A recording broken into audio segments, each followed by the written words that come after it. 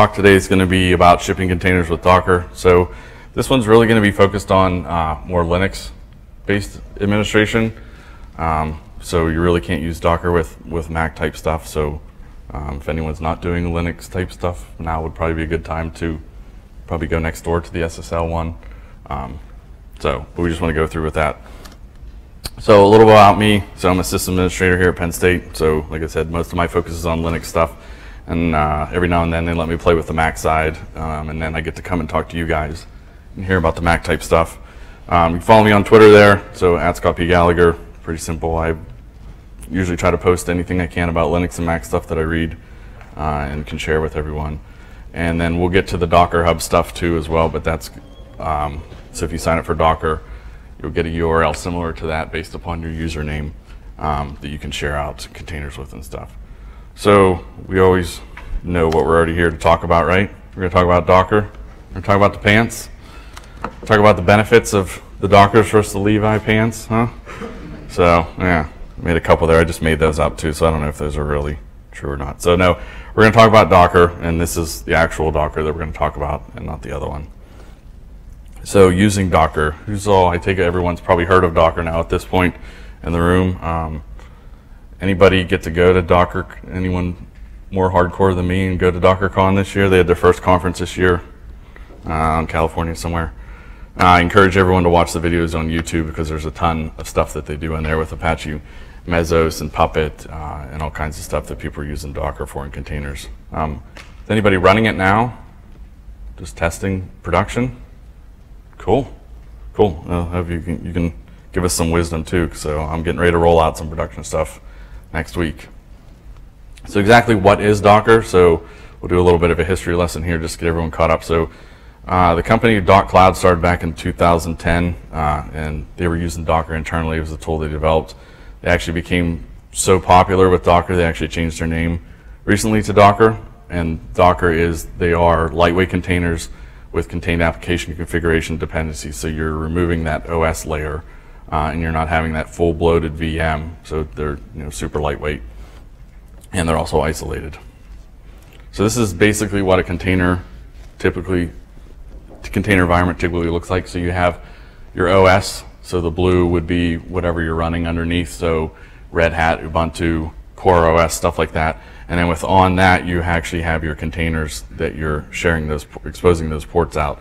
And then they're isolated in a sandbox. So for this example here, all the containers are in the green there. So we have an Apache server, an SSH FTP server, another web server running on different ports. You can do too, so you could have multiple servers running on different ports.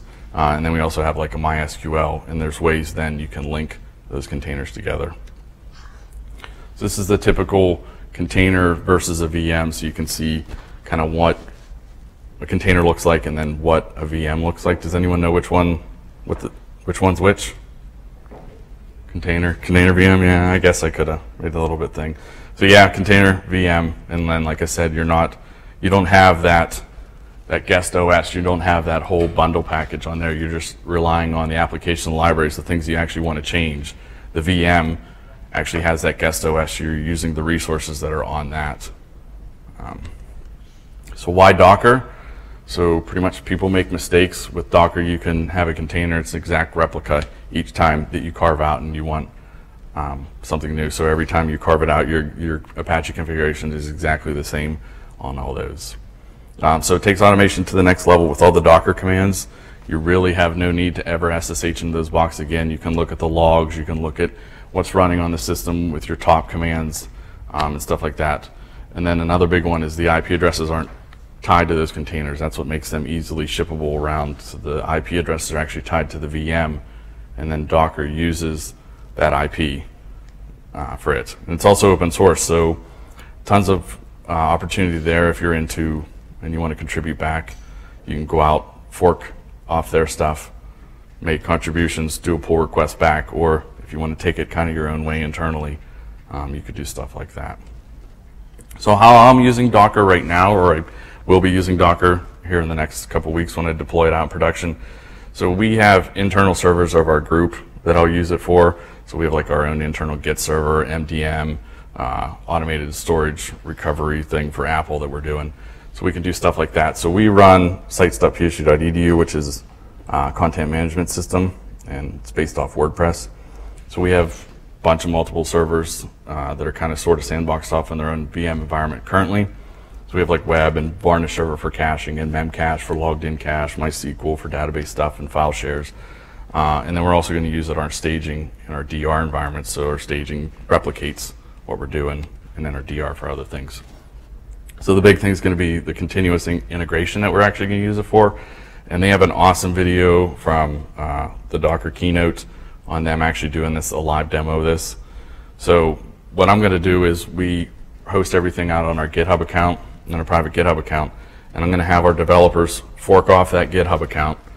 They will do pull requests back to me. I'll take a look at their code, make sure everything's good. We'll test it out on staging, and then I'll do a commit on the main repository. And then when I do that actual commit, it's actually going to do a webhook call to a Jenkins server that we'll set up. Jenkins will actually, by using the Docker plugin, build all those containers with all that new updated code for us. And then Jenkins will send that those updated containers over to our Docker Hub account. Docker Hub then tests the code out, everything for us, and then it'll actually update all those containers wherever we're running them. So things like that you can do with continuous integration if you're already relying on Jenkins now to do continuous integration stuff with auto package or anything along those lines. You can tie in Docker to do all the building of all your containers as well.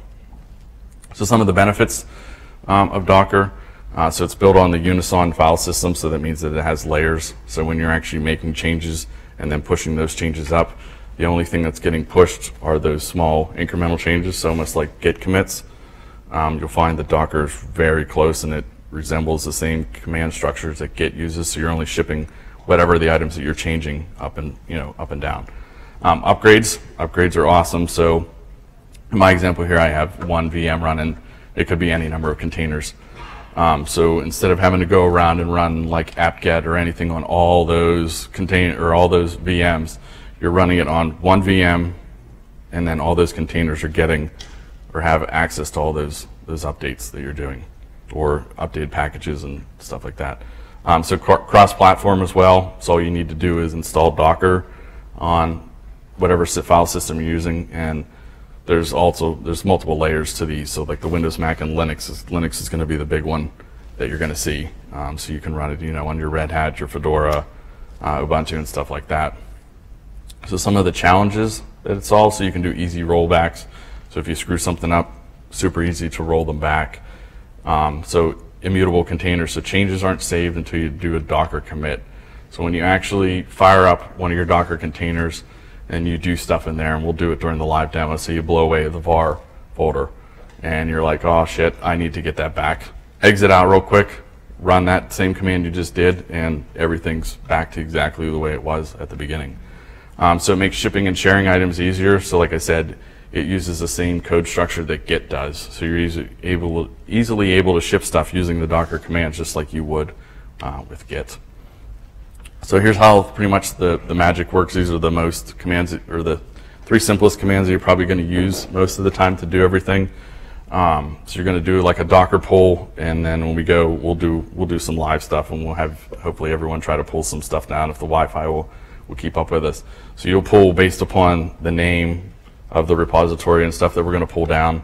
You can go into those containers, make changes to them, and then you'll do a Docker commit, and then when you're done with that, you'll do a Docker push, and then you'll push it back up into that index. So those are the three, kind of the triangle there that Docker works off of. Some of the use cases that you could really use it for, so if you have software environments that you're giving out to, say, grad students or something like that, and it's complex mathematical software that you need them to install, and you also need them to configure all these settings in there that the professor needs or something like that. You can do something like that for them. So you can create the container for them, they could pull it down, and they're fully up and running, and it's not taking out of their lab schedule or anything like that. So if you need to share or build configurations with other, you can do that now. So how's everyone shipping? Like, is anyone doing cross-continent type VM stuff now where you're sharing code? Or sharing server configuration stuff now? So you could use Docker for stuff like that. So, and also for testing. So if you want to test anything out, you can easily pull or fire up a container, do some tests on it, and like I said, as long as you don't make that commit, you're not actually saving changes. You go in, blow stuff away, and have at it. So, and we're going to go through all these, but this is kind of the structure when you just run the Docker command in your terminal of all the commands that you're going to be able to get. And a lot of them have different sub-commands and stuff like that. So we'll kind of go over this quick because I'd rather do live demo stuff of this than, than you guys hear me just talk about it. So one of the more useful commands is the Docker inspect command. So you can view the entire configuration of the Docker build file and see, what's actually in that container and what it all does and what it's provisioning and stuff like that. So like I have there at the bottom of the memory, the host name, IP address, creation data in there, container size, along with tons of other stuff are in there. So, and there's like an example. So I'm doing a Docker inspect on one of my MySQL boxes, and you can see, let's try to see in there. So we can see the architecture, and then if we had an author and a comment, stuff in there like that. So you can set the host names in there and stuff. So if you're attaching data directories, they're in there as well. So like I said, tons of other stuff you're going to get out of those. So Docker events is another one. So you can see real-time events that are occurring on your system or on that container, and some of the options or some of the switches that you can do on that are since. So since a certain date or time, or you want to watch all the events until this certain date and time, you can watch those as well. And there's just an example, so you can see when it was created, when this Docker container was created, when I started it, and then when I exit it. Docker history, so that you can see the actual history of the container, so everything that's ever changed. So anytime anyone installs something or removes something, stuff like that, the Docker history will show you that. And I have just a small example, so you can see someone went through and ran an apt-get update, and then they did an apt-get install, and how much memory or how many bits they added back to that machine. So this increased by 82.87 megs. They did some other stuff there as well. It looks like they applied a policy and did some changing using sed and stuff like that. So Docker logs, so this one I think is huge. This is what we use to troubleshoot pretty much everything. We're always constantly looking at logs. So it actually allows you to view the container logs, so you can stream those live with the latest version 1.1 that they just released on the 3rd. You can actually do stuff like that with the follow option. So you're kind of eavesdropping in on your containers and being able to view those logs, and you can stream them live or you can tail them and stuff like that. So Docker search, there's two ways you can search, or you can go out there and you can actually look for containers and then pull them down. So if you're just focusing on command line, you don't want to ever fire up Safari, Chrome, or anything like that, you can do a Docker search and then a term for stuff, so it'll go out and look for stuff. So if you want to see how many MongoDB configurations are out there, you could do that search, and then you could do your Docker other subcommands, your pull and stuff to actually bring it down. So Docker top, like I said, I think I mentioned before, you can actually see the processes that are running. So you're no longer needing to actually SSH into that container, sudo if you need to switch over, or do sudo and then fire in your password there. You're able to pull those the processes strictly through running the Docker commands. So in there, like, I don't have anything running on that one because it was just me running in there doing bin bash on that one. So some more benefits before we get into the demo thing is Docker allows you, like I said, to never have to connect to those. You can actually pause and unpause containers just like you would do, in VirtualBox or VMware. And you can actually do Docker diffs, so you can actually see what's been changed, added, or deleted. So it's almost like that Docker history that we looked at before. And like I said, there's two ways to deploy. So you can actually have like a configuration file that does all the building and everything for you, or you can actually go out if you want to do it the other way and see if someone's already done it for you. Save the time. That's pretty much what I try to do. And then if you want, you could make changes and submit them to your own, Docker repo. So managing containers, this one's starting to grow actually a lot. The Kubernetes, actually one just came out this week, so it's the collaboration between Red Hat and Google. So this is like managing containers. So like Shipyard, for example, and Cockpit will give you like a nice web interface to manage all these containers that you're actually using. If you're real into Red Hat too, the Gear D one's really big. There's a good YouTube video of them, Spotify showcasing Helios, the one that they developed in-house. And like I said, those seem to be the real things that are really driving and coming out daily anymore. So, and then when you're using Docker, so we'll go through the installation thing. We'll go through images, so how you can do search through the command line or the browser. We'll try to see if we can pull down some containers, and then we'll try to maybe commit some changes. And if you've made Docker Hub accounts, maybe we can try pushing that back up to the thing. And then some of the other little intricacies that you have to do with Docker, it's going to run VirtualBox for you, and the Docker installation is actually really nice that the way they made it, so you don't have to go out and download Docker and then make sure you go grab VirtualBox. If you just go grab Docker, it'll go out, and when you're running through the install, it'll check your machine. Do you have VirtualBox installed? If not, it'll pull it down for you and install it. You will have to set up like the port forwarding configuration if you're using a Mac or a Windows environment to do Docker, because the way that it actually sets it up is, so if you're running just straight out flat Linux on your box, you're good. It's going to run straight on that box. But the reason that it needs that VirtualBox is it actually creates a Docker VM inside there, and when you're running your Docker commands, it's actually passing them into there. So when you're actually firing up containers, they're not running on your Mac per se, they're running in that VirtualBox environment they actually did. So you need to make sure you forward those ports over that you're using. So if you're, in this example, I'm forwarding port 8000 over onto my machine from the guest one of 8000. So if you're doing something like Jenkins, you would need port 8080 by default, or Apache, for your 80 or 443 stuff like that. So you can actually link containers together. So by default, they're sandbox and they're fully isolated off, but there's ways to securely link them together and expose ports. So if you need to have a web server tie into an Apache server and an NFS server, you can expose those ports securely between those containers.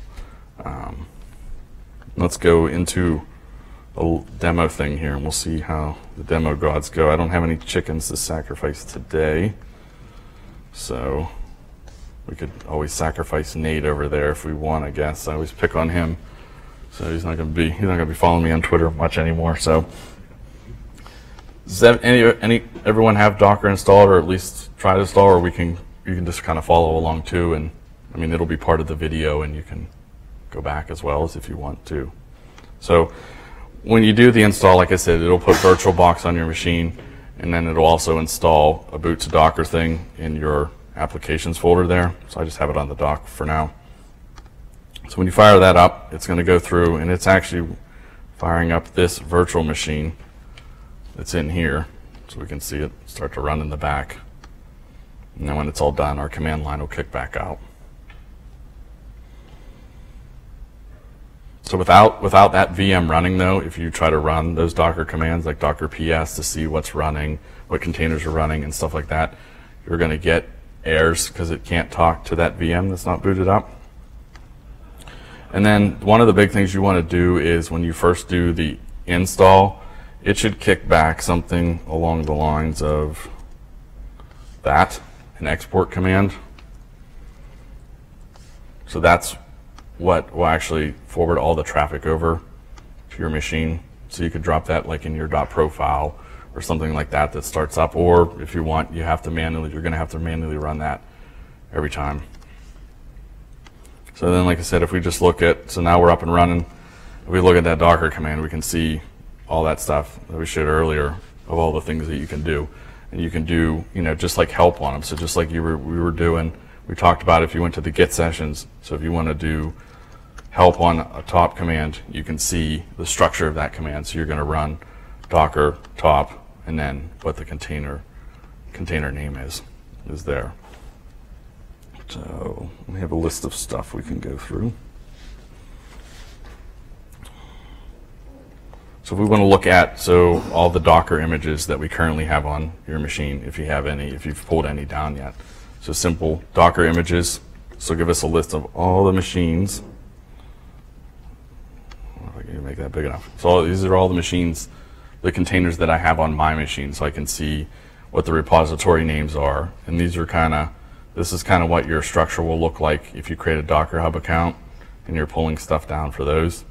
If they don't have anything, then they're just going to show like if there's not a repo. So these are like repos that they're actually going to maintain out there for you.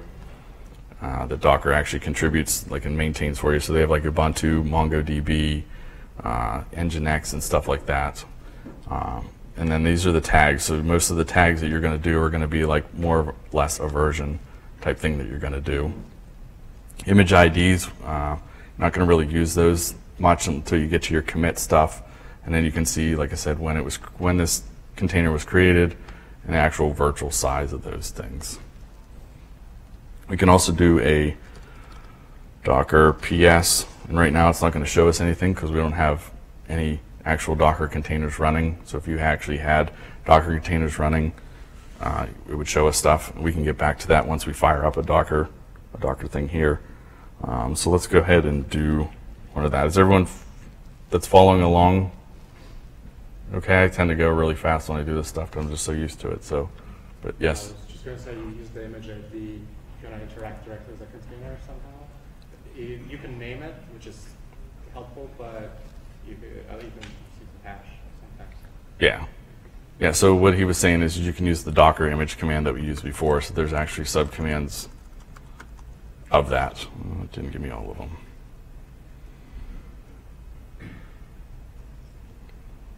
Not found. No.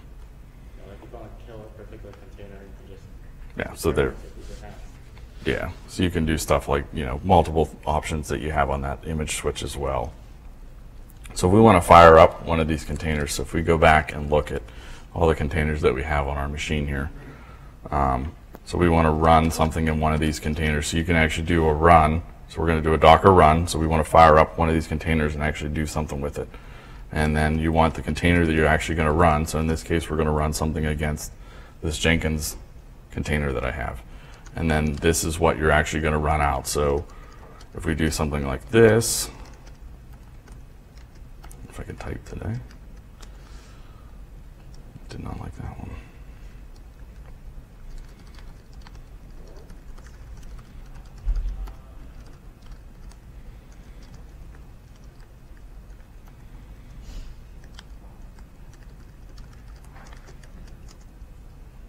Well, eventually, what that essentially should do is if we do something, and I must have a syntax just in my line there, that should run the echo command inside that container, and then it should echo back to our command prompt, hello world. And there's also ways then if you want to actually get into that container. So if we do a Docker run -I for interactive, -T for TTWire, our terminal command, and then we actually want to get into what container that you actually want to get into, and then what commands you actually want to run in that container. So in this instance, we want to go into the actual container. So we're going to run bin bash, so we're actually in that container. So now we actually have a live Linux Ubuntu environment in this case. So this one should be, yeah. So we're actually in an Ubuntu 14.4 box machine.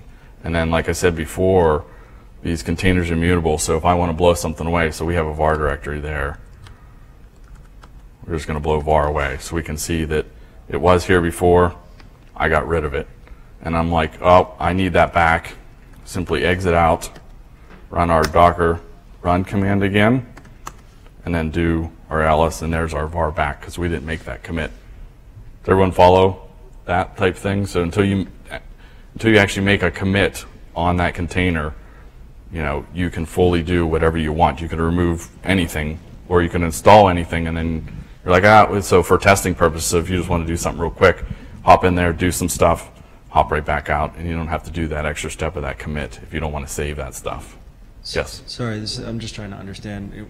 In the list up there, a lot of things have, pairs or three of the same image ID. Are those different containers, or is each one of those items a container? Yes. The hash is actually longer than you see the So yeah, these are all of those are unique.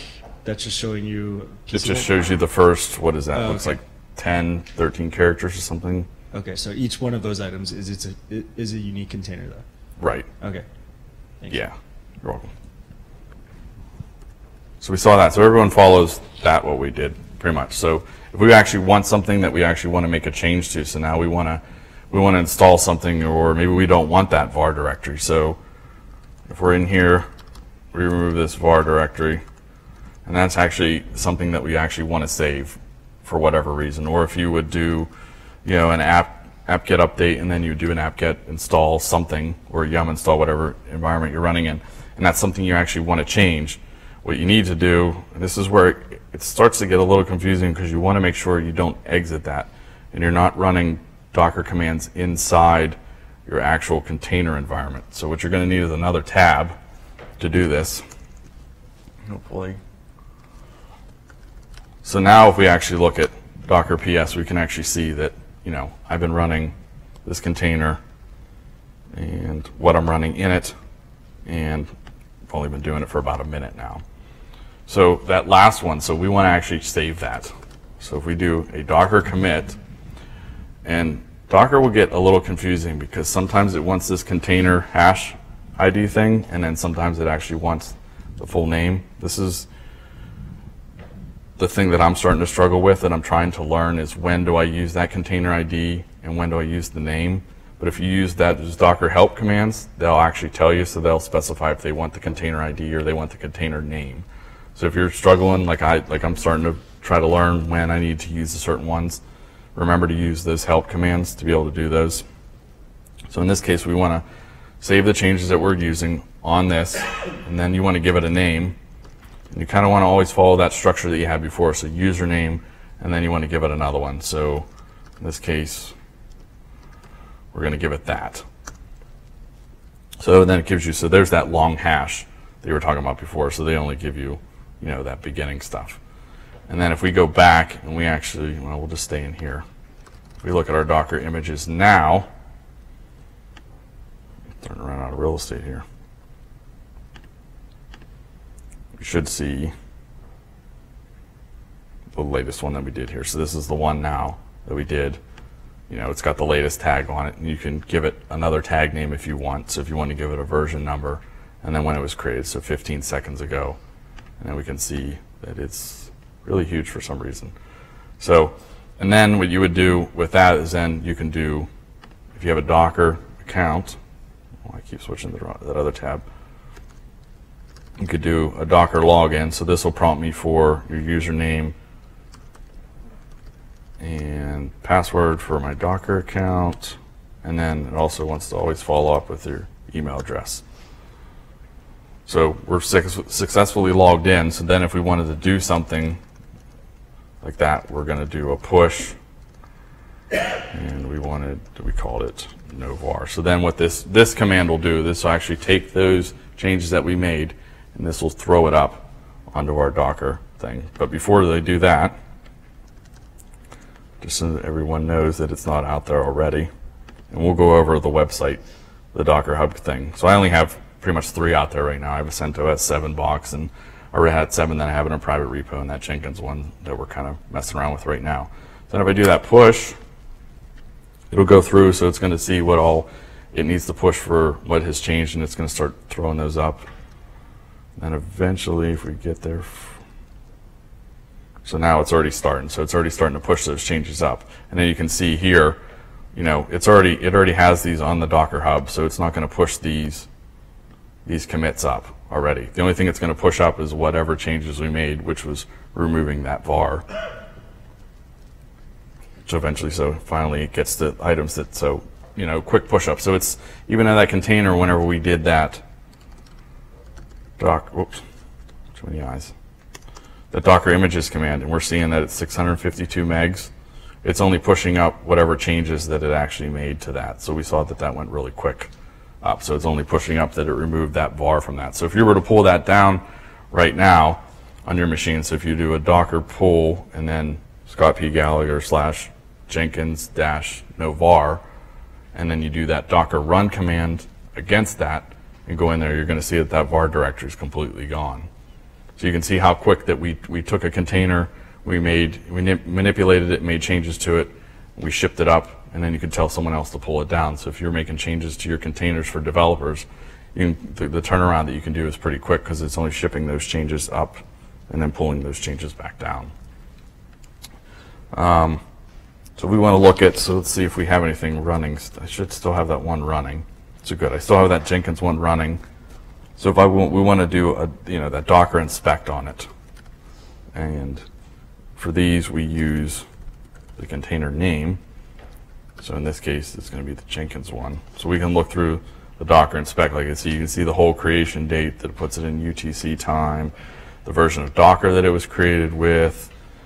Here's where the image actually lives out on Docker Hub, and tons of other settings that you can all see that we're doing here. So our home directory, that whenever you SSH in, some of the path variables that it's using, the architecture, like I said, that was on, and if we had author and comment. So tons of stuff that you can see. You can kind of inspect your containers and see what type of information's in there. So if we do the Docker history command, so we do Docker history on that one, we can see everything that's been run in that thing. So we can see everything that someone's been doing since 13 months ago. So for 3 weeks ago, they did some adding of some stuff. They did apt get update stuff 3 weeks ago, and then a bunch of stuff that they terminaled into this machine, running that run command and ran bash prompts against it. And we see the file changes, the file size changes and stuff that they did. Is everyone following along? I'm not going too fast. Like I said, I tend to always do that, and we'll have time at the end too if anyone wants to re-go over stuff, or we can look at further Docker commands too as well. So we can always also look at the Docker logs. And in this case, this is where we actually need that container ID. So if you're ever need that container ID, we're going to do that Docker PS command, and then we get our container ID. So if we actually do a Docker logs, then container ID. So this shows us everything that we did in that, and it actually gives you the output of it. So you can see that we did all those ls commands to show that whenever we did remove var, in this case, that it actually did go away. So that's pretty useful. So you could, for your developers and stuff, if they ship up their containers to the Docker Hub and they pull it back down, you could actually see the process that they went through. And I'm using developers as a generic term because that's what I'm used to supporting for our sites project. So it could be even other sysadmins from anywhere. It could be clients or something that are trying to test stuff out locally on theirs. If they're using Docker, then you can see the whole process of everything they went through and see if they forgot a switch on a command, or they ran the wrong command, or anything along those lines. So that one's pretty useful. And like I said before, all these commands we're not having to actually be in this machine to SSH in it and look through the logs. So this one actually kind of gives you a little bit different type of stuff to look at. And we can also run, so if we're running something on that machine and we do a Docker top, and this one wants the container ID again, so we can see there's nothing running in there, there's just a bin bash. So if we would go over to this thing, and we'll do a quick ping out to Google, this will hopefully show us that, yes, we're running that, now that ping command's running in there. Or if you have services that are running in there. So if we were to do, we're going to, no, it did not like that. I must have something, probably because I removed var. Yeah, this one's probably mad that I removed var. But if you were to fire up that Jenkins one, we could see, and start Jenkins, we could actually see that Jenkins was running. So if I had to an exit on this one, and I go back into this one now, I should have my var, good. And let's try this again. So cool, Jenkins finally fired up for me there. So now I can, because I turned that one off and fired that one up. So, no wait. So now if we do that top, we can see everything, Jenkins is running through and grabbing the war file that, Jenkins uses to fire up its environment and all the environment stuff that it's doing. So we see it's running bin bash and then all the Jenkins stuff on there. So now we can we'll see, this worked for me this morning when I was sitting out there. Let's try to actually do some of the port forwarding stuff. So some of the port forwarding stuff that you have to do, so when it creates this little boot to Docker .vm in VirtualBox, if we fire up our settings, we go into network, and this is where we're going to change our port forwarding stuff. So I have the host IP is my local machine, I'm going to use the same host port 8080, which is the default port that Jenkins uses. And then the guest port that I want on the machine is 8080 as well. And you could make those whatever. You just got to make sure that the guest port lines up with whatever the service is servicing out on that container end. So now, if we go back, and I exit out of that, so I shouldn't have any containers running at all. And then nothing for my web environment should run either. So if I do a local host 8080, I get nothing. So now what we want to do is we want to do this run command again, but we also want to forward those ports over. So with the -p switch, we can actually forward those ports over. So, and there's two sections to the -p switch. There's the beginning part separated by a colon for another port. So the first one is the port on your local machine that you want to be able to browse to. So that would be the one that you could easily manipulate. And then the second one is the guest, so that container port that we're using. So that would be the one that like Jenkins runs on 8080. So we could, make that 8080, and then on our local machine say we wanted to browse to just port 80 or 443. So that does the translation between those ports and stuff. So if we fire that up, and then we check out the Jenkins service, which should be stopped right now. It's not running. We're going to go back up and actually start it now. And we got our OK, and it just has an error setting the U limit that's probably being set within the Jenkins startup. So now, if I'm lucky, we should go back, and then there's our Jenkins instant. So we have fired up. So I can run now a local Jenkins instant in a container on my Mac environment, manipulate it as I want, make changes to it, push it up, share it out, or go back, blow it away because something's not working. And then once you have that container actually running and fully working the way you want, you can actually deploy it out, into production or into, staging and stuff like that. Let's go back and take a peek at the Docker website. So the Docker, just docker.com, if you've went out and got it and everything. And there's some actually cool things on here. So if you don't want to actually go through the whole thing, you could actually run through their tutorial that they have on here too. The documentation is really extensive on all kinds of stuff, and you can see all the installation stuff that you can actually install Docker on. So you got your main ones. So if anyone's using Windows in your environment, most of the cloud-based services, Rackspace is in there, Google. So we're seeing the major, CentOS, Debian, and Gentoo, Ubuntu, Red Hat's in there, and then your Mac OS stuff. So did everyone have any trouble getting it installed? Because I was running through the thing yesterday, and they sort of have the installer a little hidden, so it's kind of, you would think, like I like to go up here and I'm like, oh, that's the first link I want to click, but it's actually this Docker for OS as installer, so that's the actual one that you want. And then you're going to get those, oops, that lovely installer file that I must have got rid of already. So, and then that's the thing that actually installs this boot to Docker. And then, like I said, always make sure you put in that command. When you first run it, it's going to give you that export command that you need to run. You want to run it then, and then you want to throw it in your profile, or just close out a terminal and open it back up, and it'll fire up. It'll reread your .profile stuff. So, and they have other stuff on there too, but the big thing we want to do is we want to look at these browse repos. So like I said, they have a ton of things that they actually maintain. So they're going to maintain images for Redis if you're using those. And I'll give you all the commands that you need to run. So if you want to do like a pull, you do a Docker pull. So everyone's Docker Hub things will have the command up in the top right hand corner of how to pull it. So copy paste that, and it'll pull it down and you're running. So some of the other ones they do, so they're focusing in on a lot of, like I said, the major things. So Ubuntu, CentOS, if you're running any type of WordPress environments. So for stuff like that we're running for sites, this is huge to be able to do. And then you can also search for stuff too. So if you wanted to search for other people that are using Jenkins type thing, you go out and you can see. And then based upon their description, so this guy's using a container, it's installed and listening on port 8080. Looks like he has some other notes in there too as well. And then like I said too, you can also do it two ways. So if I'm usually in the web browser, I kind of switch back and forth. I haven't fully committed myself to using the command line. So if we do that Docker search command, and this time we're going to do the same thing, we're going to use Jenkins.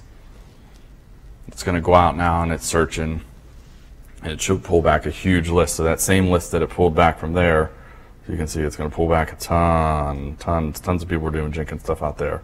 So you can see just the massive amount of Jenkins stuff that's out there.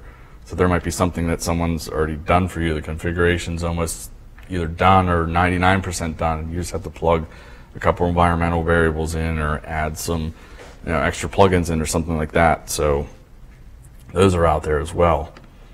What else do we have on the Docker Hub site that's really useful? So once you create your account, then you'll be able to see all your settings and stuff like that. So I can go in, I can see all my repos that I've had.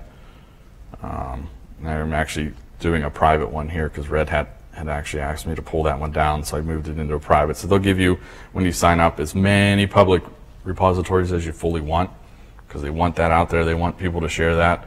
Now whether that'll change or not, I don't know. If they'll start finally getting into the collecting money sense, and then, because that's the way it was with Vagrant. Vagrant for a while was fully open. You could throw all your .box files up there, and I'm sure after a while either it was his intent to do it that way, or he just realized it became too popular and he couldn't afford the space anymore. They started charging people. So the public ones for right now are fully free. You can push them up there, and I think they'll probably be free for probably forever. I don't want to say forever, but it's just because you're only sending those little chunks up that are changing. So they already have everything anyhow, and they're only taking little things up there as well. But I have noticed issues when I'm trying to do Docker pushes on huge containers. So if I try to do stuff with Varnish, for example, whenever I set the cache limit for Varnish, if I set it to like 2 or 4 gigs, the container explodes to 2 or 4 gigs because it needs to carve out that space. So I'm trying to chunk up a 4 gig file up to Docker, and I don't think they like that too much. But you also get a private repo with that as well. So I have one thing in my private now as well too. And you can actually pay for more. So they have a buy more if you want to get some more in there as well. And you can also see on the right here the summary of all your things. So you can see if people started or not. So whenever we actually went back here and we search for those Jenkins ones, you can actually see the better ones. So people have started this one 15 times and have downloaded it almost 17,000 times. So maybe when you're first starting to do things with certain container type things or technologies, you might gravitate towards the ones that have been downloaded or starred more because people are finding those actually useful, as opposed to some of the other ones that maybe don't have any stars and haven't been pulled very much. So kind of gravitate towards those at the beginning, unless people are doing specific things in their descriptions that you might like to see. So like I said, you can see those in yours, see if anyone's actually starred them, and that, how many times they've actually pulled them down and stuff. So this is going to interest anyone into actually going out and trying to do Docker containers to support their Linux environment. So I think even just from my standpoint of being able to test stuff out quickly. So I already have a container. I know it's in the cloud somewhere. I don't have to worry about backing up that VM or doing anything like that. I can easily go in and do everything I want. And if I want to save the changes, I save them. If not, I just exit out and go on my merry way. So, do we want to go through any of the other Docker? Did anyone fire up some of the Docker stuff and look at the Docker commands and see anything along those you can do? So you can do like some of the other ones. So you can like restart containers with those if you want to blow away your containers, because the VM only has so much space, because you got to remember you're running all these containers in that little VM. You're not relying on the space that you have on your Mac. You could have a 1 terabyte hard drive in there, but you need to rely on the space that's in that container. So I've noticed what I'll do sometimes is I'll end up filling up that container, because I'll just go pull happy and I'll just start pulling everything down, and then next thing you know, I try to do like a commit, and it needs so much temporary space to do the push and everything, and I run out of space. So some of the things you can do too is we can actually fire up VirtualBox, and then if you wanted to, you can actually, we're just going to power this guy off, and we're going to remove him. We're just going to freaking get rid of him completely.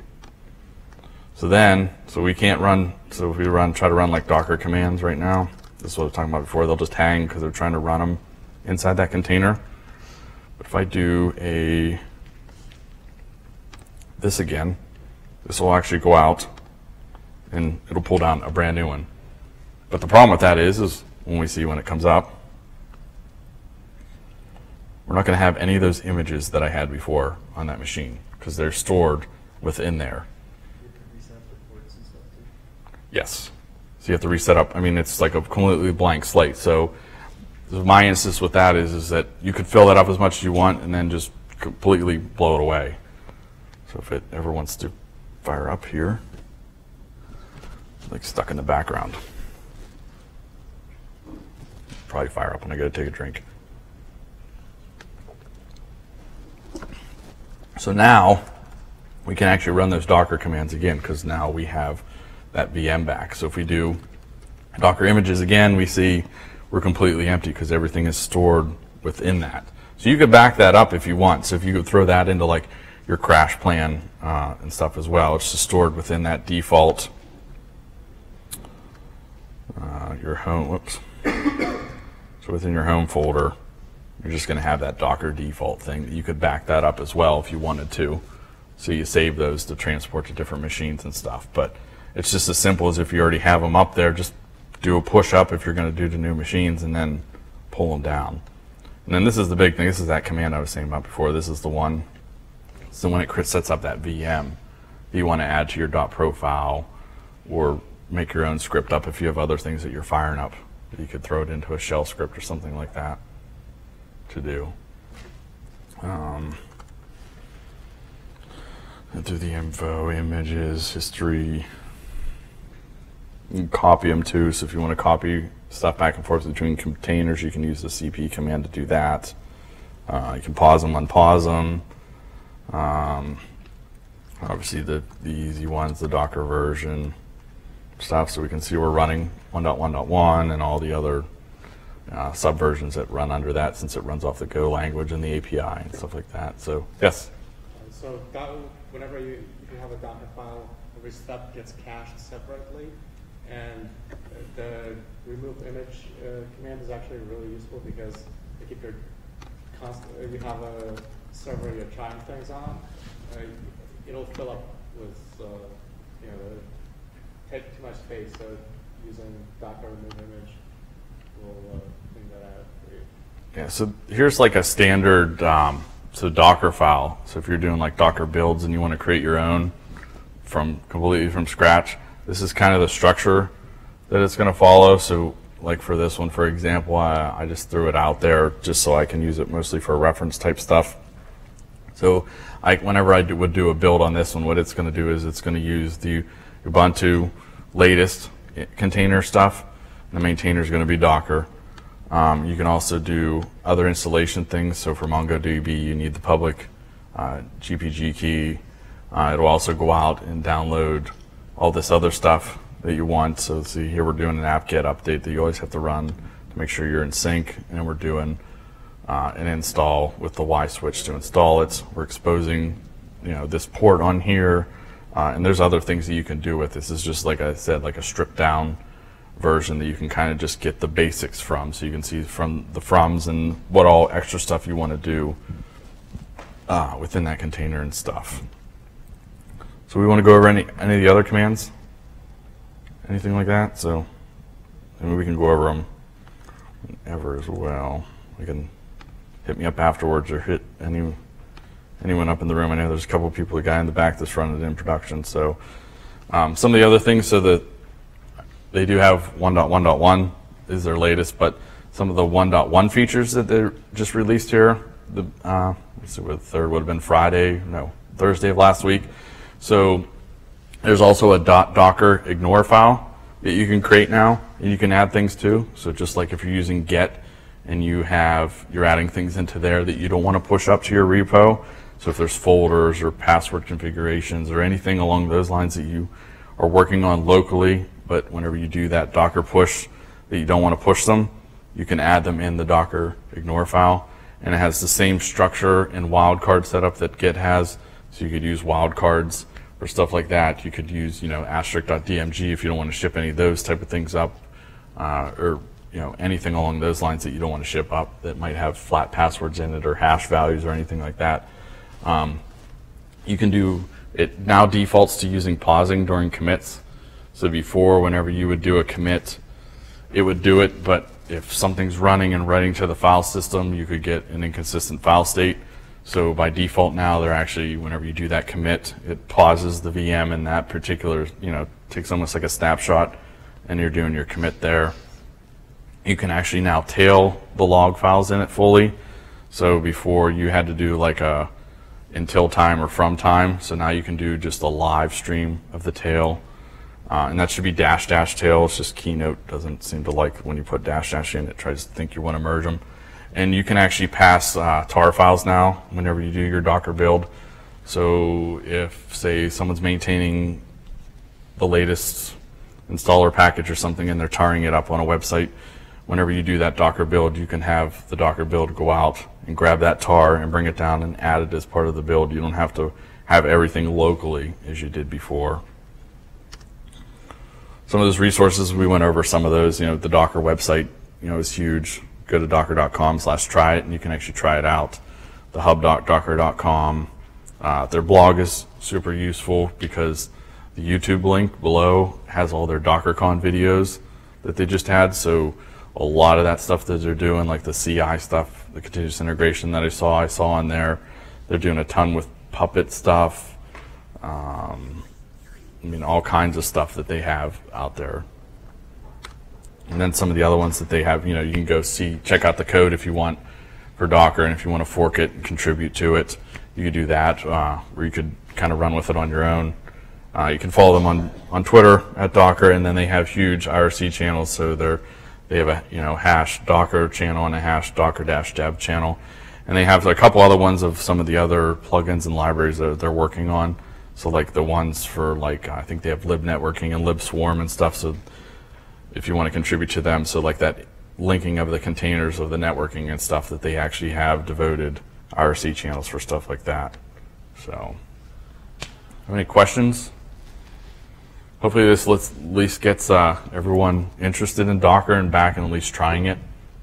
So those Docker channel or those IRC channels that they're using, you actually get people that work at Docker, and they actually have that will actually answer your questions, or beyond the community too. Yes, Nate? Is that Freenode channels? Yes, I'm sorry. Yes, those are Freenode channels. I'll update my slide to make sure that I put those in there so whenever the stuff goes out. So, yes.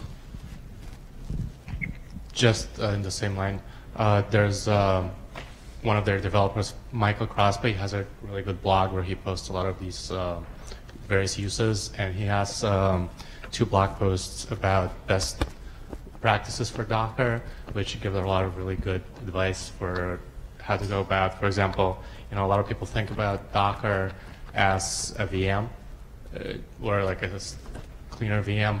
It's more of like a separation of processes, so you don't have to deal with dependencies. I use Docker a lot to deploy Django apps that I use, like Sal or Funky Web Admin, things like that. And you don't have to deal with virtual environment, and you don't have to separate those because a Docker container will have its own version of Python with its own libraries. So it makes it very easy to deploy apps, and it makes it very easy to. You can also link containers one to another, so you can separate your app from your database, and then the data from the database into 3 different containers, and that way you can reuse those containers very easily. So I have a container for Nginx, and I use it for all my other containers for virtual hosts. Right. So one of the things that we're really looking for containers for is, so with the sites project, is we have right now we have 4 or 5 Apache servers running that handle all the content that isn't cached currently. So when we try to scale based off of usage, what we think we're going to need possibly for the next semester, but we'll get those huge, boost of needs. So at the beginning of the semester when people are setting up their blogs and stuff, and then at the end of the semester when they're trying to get everything to their professor at the end, if we need to ramp up and fire up, say, 4 or 5 more. With Docker, we can pull those containers down almost instantaneously, and within 30 seconds to a minute, have as many containers as we want supporting that load. Whereas if we're trying to clone a VM, if you ever cloned a VM in VMware Fusion or Hyper-V before, you're kind of sitting there waiting for it to copy all those bits over. So that's what we're really looking for, so to be able to fire up containers on the fly to support load. So, does anyone else have anything they want to contribute or any questions? Yes, sir. Just wait. Yeah, let's wait for the mic so we get all the, just in case. Well, I got tons of questions, but I'll start with, I'm curious, I noticed that in Docker's documentation it said that it's using the processor's built-in virtualization capabilities. Are there any problems with running Docker within a VM? I mean, I used to be under the impression that you couldn't have a VM in a VM because it would crash because it could only virtualize one thing at a time, but maybe that's old or I was wrong. I think you can nest them up to almost as much as the machine can handle, from what I understand. I think one of the Docker keynote videos actually goes over that, if someone's tried to see how many they could nest at one time, and I don't remember what number they got to for stuff like that. So. And another question I had, this is fantastic and obviously very tied to the Linux kernel. Is there anything similar or any attempts to make something similar that you're aware of for creating a Docker-like thing for macOS or for Windows? Not that I've heard of, but I would assume, at least hopefully, based off of popularity with how fast Docker has grown from the things. I mean, when they had their Docker conference or whatever, I think they had like 500 open slots of people coming in. They had 400 on their reserve list. So hopefully that other people, maybe the Mac community and stuff, will pick up on Docker and maybe port stuff over, or even if Docker does it themselves. But I know their focus right now is mostly Linux stuff, since they're working with like Red Hat and Ubuntu on a bunch of stuff. So, because this could be a really interesting sort of alternative answer to application virtualization as it's traditionally thought of, just kind of go in a different direction. Right. And you might be able to even try to maybe do it yourself too. I mean, I'll get this right today, that since Mac's built off of BSD, I know I said Linux yesterday, maybe there's a way to do it. Not that I know of that anyone's, and I'll scour. If I find anything before I submit my slides, I'll make sure I put it in there. And I think that Michael Crosby guy, he actually works for Docker, doesn't he? Yeah, so he actually works for Docker, and he's written a lot of their stuff too, so yeah, I'll make sure I add his link into the thing too as well. So, well, if I don't have any other questions, No? Okay, thank you everyone, and please give me feedback. So.